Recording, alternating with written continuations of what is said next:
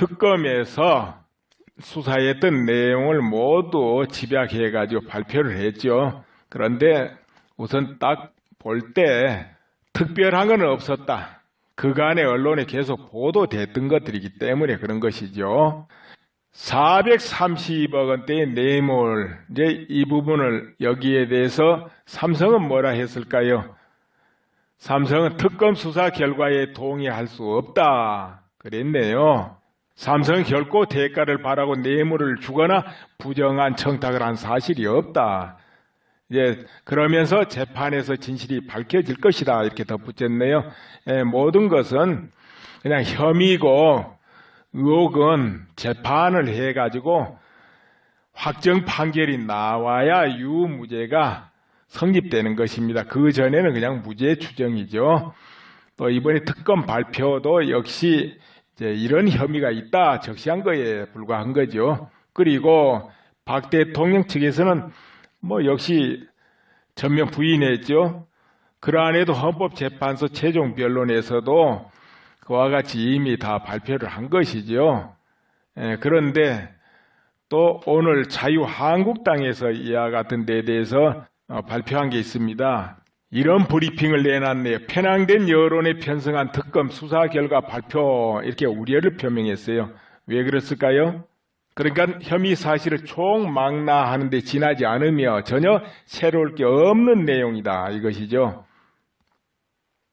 그리고 탄핵 심판 선고를 앞두고 발표한 것은 헌재 판결에 영향을 미치는 것 아닌지 의문이다 이렇게 꼬집었어요.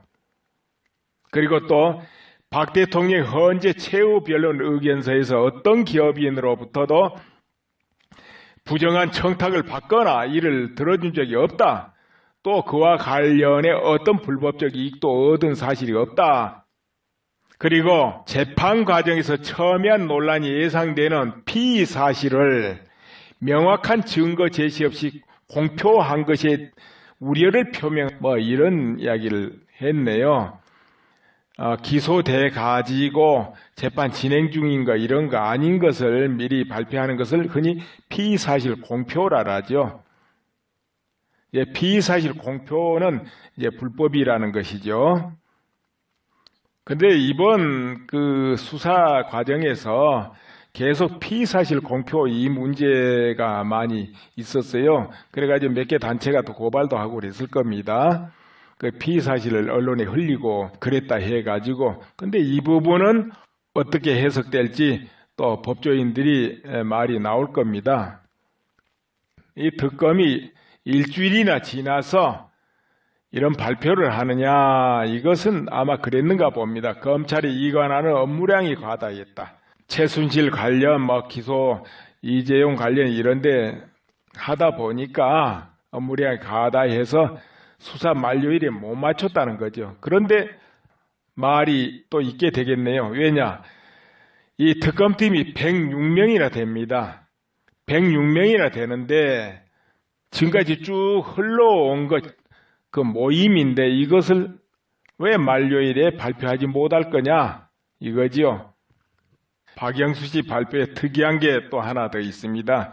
뭐냐 하면은 27년 전에 박 대통령이 삼성동 그 집을 구입하게 되는데 그때 최순실과 그의 어머니가 함께 계약을 했다는 거지요. 그러자 여기 박근혜 대통령 측에서는 특검이 박 대통령을 털어도 제대로 된 증거가 안 나오니까 27년 전에 집을 산 문제까지 들고 나왔다 이렇게 말을 하고 삼성동 사저도 1990년에 장충동 저택을 팔아서 샀다는 것이 이미 증명이 됐고 증거도 제출할 수 있다 이렇게 강조를 했어요. 그리고 옷값 대납 문제도 나오는데 그 옷값도 박근혜 대통령이 다 지불한 거 이미 밝혀졌다 이렇게 말하고 있네요. 스포츠재단하고 미르 한번 볼까요? 이건 공익재단으로 출발을 합니다. 그러다 보니까 기업에서 기금을 출연한 것 같아요. 기금이 770억 이렇게 된 거죠.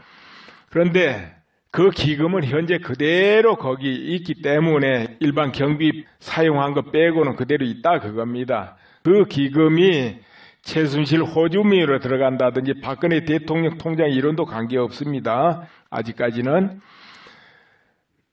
그런데 그 부분을 박근혜 대통령 측에서는 K스포츠 재단이나 미르 이런 공익재단 출범에 대해서 기금 출연을 강요하거나 또 재단에 기금 출연을 기업이 한다고 해서 어떤 이익을 주거나 그렇지 않는다고 해서 불이익을 준다거나 그런데 전혀 관여한 적이 없다 이렇게 말하는 거지요. 자, 이것이 그러면은 작용을 했다 합시다. 그럼 그게 통상적인 통치 행위냐 아니면 불법 행위냐 이제 이 차원에서 논해 볼 수 있습니다. 근데 역대 대통령들이 지금까지 공익재단이라는 이름으로 기금 조성을 했어요. 어떻게 보면 관행적이랄까 관례적으로 했다고 할 수 있는데 그것을 만약 통치행위가 아니다 하면 또 불법행위로 이렇게 바라볼 수도 있겠죠. 과거에 여러분 잘 아시다시피 남과 북이 교류를 좀 해온 시절이 있습니다. 몇 년 전에 교류를 활발하게 했습니다. 그때 원조라는 명목 아니면 평화라는 명목 남북 통일의 기반을 확립한다는 차원의 여러 등등 명분으로 막대한 금액이 북한에 제공됐습니다. 현금으로 아니면은 물질로. 그렇죠? 그랬는데, 자, 그건 그때 이제 통치행위입니다. 그러나 몇 년 지나서 어떤 결과가 다가온 겁니까? 자, 그런데 지금 어떤 결과가 다가왔습니까? 핵미사일이 돼가지고 대한민국의 생존권을 지금 위협하고 있습니다. 한국 입장에서 혼자 힘으로 해결할 수 없는 상황이 와버렸어요. 절대 이태로운 지경에 도달했다 이겁니다. 그렇다면 이것을 만약 통치행위라면 이제 어떻게 해석되겠습니까? 아, 그거는 이제 잘했다 못했다 차원 해석으로 끝나겠죠. 그러나 그걸 통치행위로 인정받지 못할 때는 또 어떻게 되겠습니까? 그렇게 되면 달라지죠. 왜 달라지냐? 그렇게 되면 이게 죄가 성립된다는 거죠. 현재 결과가 최악이기 때문에 통치행위로 인정하지 않고 그것을 수사 대상으로 여긴다 하게 되면은 그 주변에 관련된 인물들 다 조사하면은 참 재밌는 일이 벌어지겠죠. 그래서 대통령의 통치행위란 것은 정말로 광범위한데 그 통치행위가 뒤집기에 따라서는 엄청난 범죄도 될 수 있다는 거죠. 통치행위가 뒤집히면은 불법이 되고 엄청난 죄에 걸릴 수 있다는 이야기죠. 참고로 외환죄라고 있습니다. 외환죄는 외국 혹은 적국하고 통모하거나 대한민국에 위해를 끼치는 항적 행위를 할 때 그것을 외환죄로 분류를 해요. 외환죄. 그 외환죄는 외환유치죄, 여적죄, 모병이적죄, 시설 파괴 이적죄, 물건 제공 이적죄, 간첩죄, 일반 이적죄, 전시 군수객, 불이행죄 등등 이런 게 외환죄에 들어가는데 굉장히 다 중죄에 다 속하는 것들입니다. 그리고 대다수가 보면은 형의 소멸, 시효가 없는 것들이죠.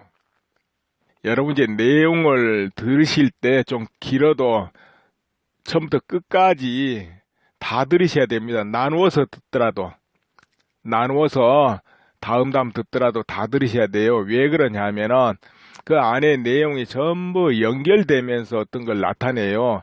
딱딱 끊어가지고 이건 옳다 그러다 이렇게 하는 방식이 아니기 때문에 이건 맞다 틀리다 이렇게 하면 간단하잖아요.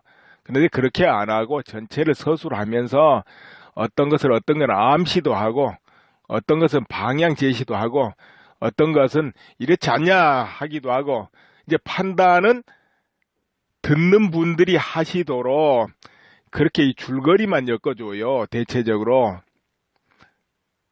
제가 딱딱 잘라가지고 이건 맞다 틀리다 하면 좋겠지만은 그러면은 늘 제가 말씀드리지만은 크게 동의하는 사람이야 기분이 좋고 시원하겠지만은 동의 안 하신 분들이 들어볼 때는 덧정이 없다 이거예요. 그렇게 되면 의미가 없잖아요. 서로 뜻이 다른 분들도 같이 들어보고 서로 생각해보고 판단해보고 느껴보자고 하는 거거든요. 그래야 뭐가 되니까요. 그래서 그 방향으로 하기 때문에 되도록이면 나는 웬만하면 중립적으로 이렇게 말을 서술하려고 그래요. 일부러. 내 마음에 따로 있다 하더라도 그건 접어두고 그렇게 합니다. 그러니까 여러분 그분을 잘 생각하시고 이렇게 들어보셔야 됩니다.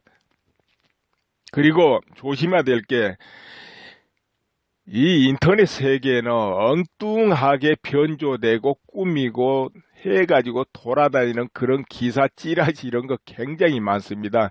그래서 자칫하면 속아요. 그래서 꼭 근거 팩트 잘 확인하셔야 됩니다. 언뜻 보고는 짐작하면 안 돼요. 그건 남이 해놓은 걸 적당히 몇 군데 변조를 해가지고 군데군데 막 변조해가지고 그렇게 하는 거예요. 그런데 자칫하면 속죠. 모르니까. 그러시면 안 되거든요. 누군가 편집해서 조작한 겁니다.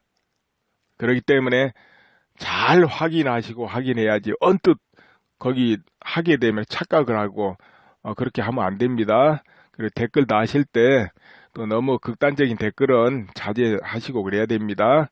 예. 그러면은 감사합니다.